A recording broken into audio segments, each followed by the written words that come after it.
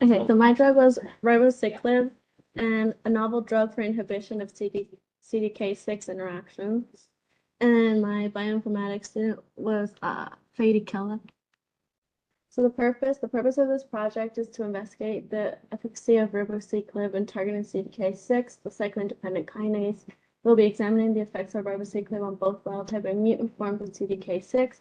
Additionally, we'll be exploring the potential benefits of using that drug to treat various types of cancer. This research is important as it provides insight into the effectiveness of the drug in targeting CDK6 and also leads to the development of more advanced treatments for various types of cancer. The objective, so the kinase name was cyclan-dependent kinase 6, wild type was CDK6, and the mutant type was R22OH, and then the mutant was induced in the virtual workspace. CDK6 is a cyclan-dependent kinase that plays an important role in cell cycle regulation. It's one of the most studied CDKs in cancer research due to its role in cell cycle control.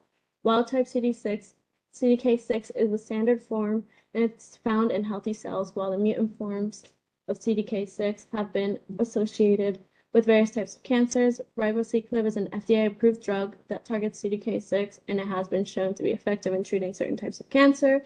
The potency and selectivity of the bioactive compound might be further enhanced by designing the derivatives. And I just described the methods. So like the first one was database search, which is basically like it contains scholarly and peer-reviewed articles written by credible authors. The databases provide a powerful search tool by narrowing results and giving users the ability to find information quickly. And then the second is protein structural properties through Maestro with the use of the sequence viewer to look at individual amino acid residues, create a peptide sequence, visualize alpha helices, beta sheets, ligands, stuff like that. Third is homology modeling, the computational structure prediction methods that are used to determine protein 3D structure from its amino acid structure sequence. It's considered to be accurate in computational structure and prediction methods. 4 was glide docking. The purpose of protein ligand docking is to find the optimal binding between a small molecule ligand and a protein. It's generally applied to the drug discovery and development process with the aim of finding a potential drug candidate. The 5th is virtual screening. Structure-based approaches allow for identification of key residues around the ligand and water energetics and binding site that can modify or enhance the binding of one compound over another. A binding site is a pocket or surface of target proteins where a compound or drug binds to elicit a downstream effect in the disease pathway. And this is basically like putting it all together. So methods 1, 2, and 3. So the first one is depicts the ligand of my protein as well as the docking score, which was negative 11.036. And the second figure depicts the 3D crystal structure of CDK6. And then figure 3 is the ligand for the mutant, which is R22OH. Methods, the glide docking. So the zinc library provided different drugs of FDA-approved drugs. HCSV was performed in order to understand the behavior of these drugs. Top 10 compounds will be tested using CDK6 and cyclin D3 kinase kit. The report selective CDK inhibitors, wild type CDK will be used as a positive control. The IC50 values of the compounds will then be obtained from dose response inhibition curves. And so those are the glide docking wild type. And as you can see, the first one was the most negative one of the wild type, and then the mutant, it was also, and then the second one was the one used too because it was the second most negative one, and all the other ones were like disregarded because their docking scores weren't as low, unless you want to like say the third one was a good one as well. So that's the picture of the first one, and this glide docking score with the wild type was discovered and compared to an induced mutant in the virtual workplace Maestro docking score for that one. So that's like blown up of those. It was negative 14.721, which was the highest, and then the bottom one was the second highest with negative 12.49. The other FDA-approved drugs have already been tested on this drug. However, they don't have the higher results like those of the zinc library, so they were discontinued. And then comparing the drug to the hits. So the first is a picture of the drug, and its molecular weight is 434.5 grams per mole. The protein binding was 70%, and bioavailability was unknown. And then compared to the hits, the molecular weights, they were greater than 350 for both. and they had a high GI absorption rate. No lead likeliness for the first one, and then the second one, the viability score was 0.55. So the first one was said to be the best one as it's more negative in docking score. The second was the second best as it's more negative in the docking score as well. So that's the workflow. And then IC50 expected table, compound 1. This is like the example we were giving. And it's basically like describing like IC50 values and how the third one was the best one because the wild type potency is greater than the mutant potency. And how the other ones weren't as good as compound 3. Like compound 3 was the best one. IC50 interpretations. When looking at these compounds, you want IC50 that is higher in wild type and lower in mutant.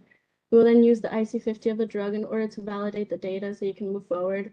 In a perfect case scenario, our results would indicate that the IC50 value is correlated with drug potency, the amount of drug necessary to produce the effect. The lower the IC50 value, the more potent the drug. In general, a higher concentration or inhibitor leads to lowered agonist activity.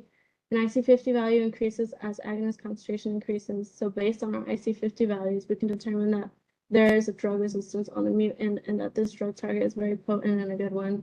And this can be said because the wild type IC50 was 8 and the IC50 of the mutant was 2. And then that's just the research plan. I included it in there. And expected results. An active confirmation of CDK6 will be derived from the molecular dynamics simulations. Potential CDK selective inhibitors will be identified via virtual screening. Bioactivity studies will then be used to identify active compounds that can be modified in order to achieve a desired potency and selectivity. And then I'm done.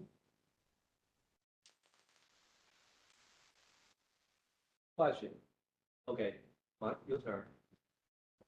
Can you go back to the docking score? Yeah.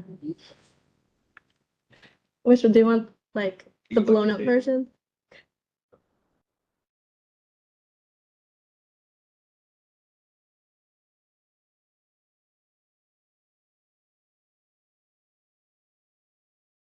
Next slide.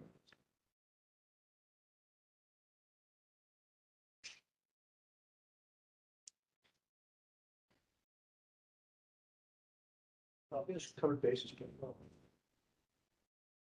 Okay, good.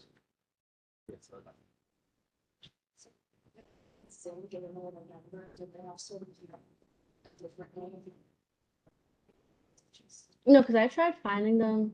I could not find the name. And then when it came to like I said with the mutant, it didn't say it had one. So like with the bioinformatics students, they said that they had induced a mutant into the virtual workspace. So instead of it having one, they like created their own, I'm guessing. It's homolog modeling, it's a mutate that residue to create the mutant. Yeah. Structure.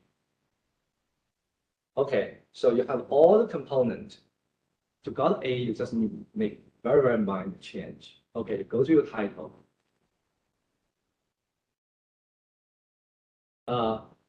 Novel drug for inhibited CDK to replace the Ribociclib. That's existing drug, right? Mm-hmm. So your goal is to new drug to replace that one. Because you put that in the first, it's confusion. People thought in your study that one. Actually, it's not. It's that one is the target. You have to replace that one, right? Right. So you basically see the novel kind of drug for inhibiting CDK to replace existing drug. Yeah, that's and then you go to your primary goal. That's Purpose. okay. You say you again confusion.